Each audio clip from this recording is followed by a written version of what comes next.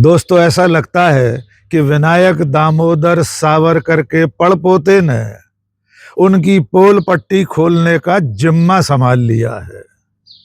सावरकर के पड़पोते अब उन आरोपों की तस्दीक करते जा रहे हैं जो आरोप या जो दावे दशकों से लगते रहे हैं।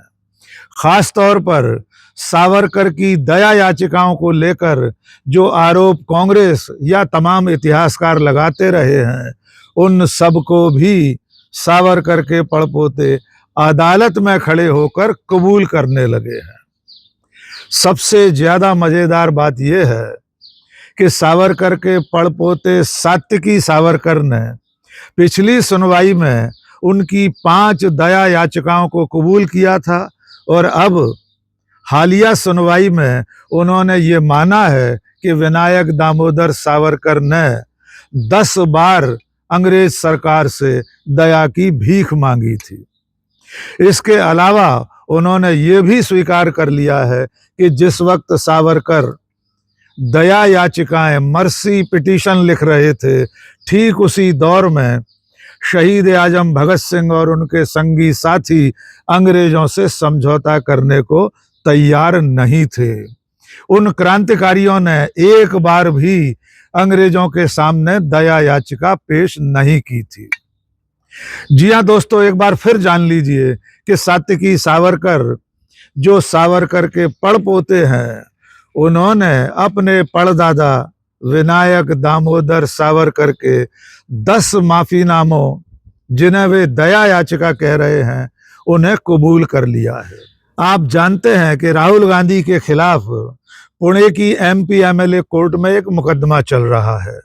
सावरकर की मानहानि के इस मुकदमे के फरियादी हैं उनके पड़पोते सात्विकी सावरकर। इस मामले में जब भी सुनवाई हो रही है, तब उनके साथ क्रॉस एग्जामिनेशन चल रहा है। मुकदमे की सुनवाई में जब जिरह शुरू हो रही है, तो हर जिरह में, हर बहस में सावरकर के पड़पोते सात्विकी सावरकर कांग्रेस नेता या कांग्रेस नेता के वकील के आरोपों को स्वीकार करते जा रहे हैं। 15 जून को हुई बहस में सात्विकी सावरकर ने क्रॉस एग्जामिनेशन के समय यह स्वीकार किया कि उनके पड़दादा ने अंग्रेजों को 10 बार दया याचिका लिखी थी। उन्होंने ये भी स्वीकार कर लिया है कि अंडमान जाने के 1 महीने के भीतर ही उन्होंने पहली दया याचिका लिख दी थी।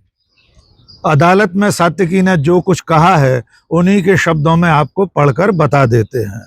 उन्होंने गवाही के दौरान कहा कि उनके परदादा सावरकर को गदर पार्टी के अखबार में वीर कहा गया था, लेकिन तब जब वे अंडमान नहीं गए थे।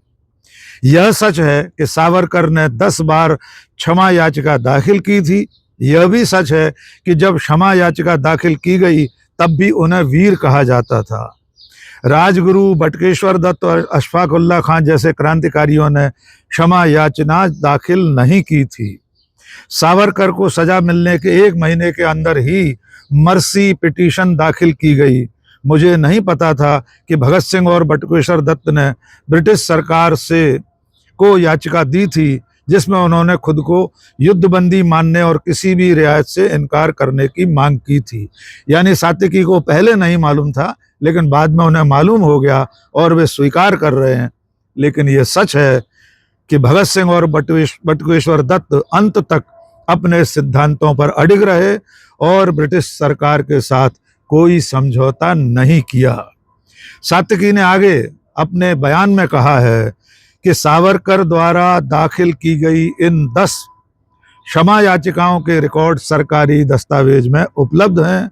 याचिकाओं की भाषा ब्रिटिश सरकार के प्रति निष्ठा नहीं दर्शाती, ऐसा उनका दावा है। ये याचिकाएं जेल प्रशासन द्वारा ब्रिटिश सरकार को भेजी जाती थी। ब्रिटिश सरकार इन याचिकाओं पर सजा कम करने या बदलने का अधिकार रखता था। सावरकर की याचिकाएं सरकारी रिकॉर्ड में मौजूद हैं। मैंने ये याचिकाएं दाखिल नहीं की हैं। जाहिर है ये याचिकाएं विनायक दामोदर सावरकर ने अंग्रेजों के सामने दर्ज की थी। आगे सात्विकी ने कहा कि ब्रिटिश सरकार ने सावरकर की सभी याचिकाएं खारिज कर दी और जवाब में चिंता जताई कि अगर सावरकर रिहा हुए तो फिर से क्रांतिकारी आंदोलन में शामिल होकर ब्रिटिश राज का अंत कर देंगे। उन्होंने कहा कि क्षमा याचिका दाखिल करना ब्रिटिश काल में सामान्य प्रक्रिया थी। सिर्फ सावरकर ही नहीं, कई अन्य कैदियों ने भी याचिकाएं दी थीं। यह न तो असामान्य था और न ही अवैध। याचिका की भाषा विनम्रता वाली नहीं थी और न ही उसमें ब्रिटिश सरकार के प्रति निष्ठा जताई गई थी।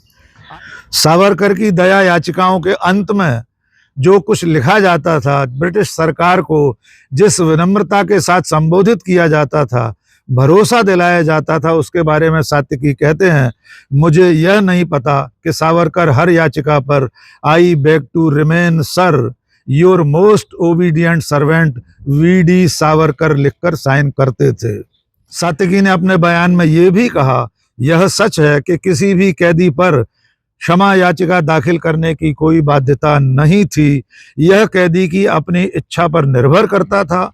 यह सच है कि इन क्रांतिकारियों ने बहुत कष्ट सहे, लेकिन मुझे नहीं पता कि उनमें से किन किन कैदियों ने क्षमा याचिका दाखिल की थी। अंडमान में कैद दूसरे कैदियों की दया याचिकाओं या क्षमा याचिकाओं का उल्लेख करने वाले सात्विकी ने यह भी कहा कि उन्हें जानकारी है कि दूसरे कैदियों ने भी ऐसी याचिकाएं पेश की थी, लेकिन उनके पास इसका कोई सबूत नहीं है, उनके पास कोई तुलनात्मक दस्तावेज नहीं है। और सबसे बड़ी बात तो ये है कि सात्विकी जब ये दावा कर रहे हैं कि सावरकर अपनी पिटीशन के अंत में योर ओबीडियंट सर्वेंट जैसा कुछ लिखते थे, ये उन्हें नहीं मालूम, जबकि सच्चाई ये है कि सरकार के पास जो दस्तावेज उपलब्ध हैं, आज भी प्रामाणिक जितने भी दस्तावेज हैं, तो उनसे ये साबित होता है कि सावरकर अपनी याचिका के अंत में इन्हीं शब्दों का प्रयोग करते थे। आइए सात्विकी के इस दावे की भी पड़ताल कर लेते हैं कि सावरकर के अलावा भी कई कैदियों ने काले पानी की सजा से बाहर आने के लिए दया याचिकाएं पेश की थीं या माफीनामे लिखे थे। सच्चाई ये है कि अपवाद स्वरूप एक दो ऐसे प्रकरण मिले हैं जिनमें बहुत ज्यादा उम्र के किसी कैदी ने, 80-82 साल के एक कैदी ने अंग्रेजों से दया की याचना दायर की थी। लेकिन इसके अलावा एक भी प्रमाण ऐसा नहीं मिलता कि किसी कैदी को, स्वतंत्रता संग्राम में लगे हुए किसी क्रांतिकारी को अंग्रेजों ने ऐसी किसी दया याचिका के आधार पर अंडमान की कैद से रिहा किया हो। ऐसा एकमात्र उदाहरण विनायक दामोदर सावरकर हैं, जिन्हें 10 बार मर्सी पिटीशन दाखिल करने के बाद अंग्रेजों ने रिहा कर दिया था।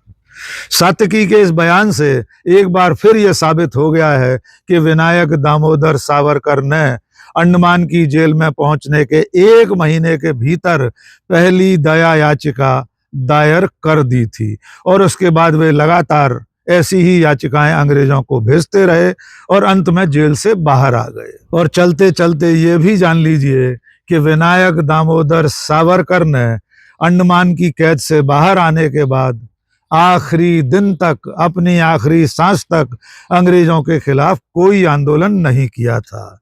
वे 26 फरवरी 1966 तक जीवित रहे, यानी आजादी के कई वर्ष बाद तक। लेकिन 15 अगस्त 1947 तक उनकी तरफ से अंग्रेजों के खिलाफ कोई आंदोलन नहीं छेड़ा गया। उन्होंने अपने जीते जी आजादी के दिन तक अंग्रेजों पर कंकड़ भी फेंक कर नहीं मारा था। और सबसे मजेदार बात तो यह है कि जिस वीर की उपाधि से वे नवाजे जाते हैं, उनके नाम के आगे जो वीर विनायक दामोदर सावरकर लिखा जाता है, वो वीर नाम उन्हें किसी और ने नहीं दिया था, बल्कि उन्होंने खुद छद्म नाम से आत्मकथा लिखी थी, जीवनी लिखी थी।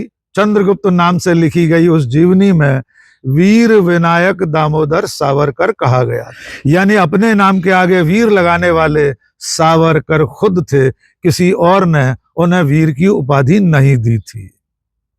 आज के इस वीडियो में बस इतना ही। बहुत बहुत शुक्रिया। जय हिंद।